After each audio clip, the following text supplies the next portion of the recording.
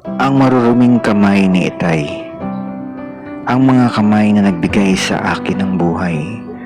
Ang mga kamay na nag-alalay sa akin at gumabay sa unang hakbang ko sa buhay. Ang mga kamay na maruruming nagtaguyod, nagbigay ng pagkain sa araw-araw. Ang mga kamay ni Itay na siyang nag-alalay, nagbantay at umakay sa akin. Ang mga kamay na nagturo sa akin ng tama upang makilala ko ang bawat pagkakamali sa bawat hakbang ng aking landas na tinatahak. Ang mga kamay na ito ay marurumi. Ang mga kamay na ito ay aking bayani.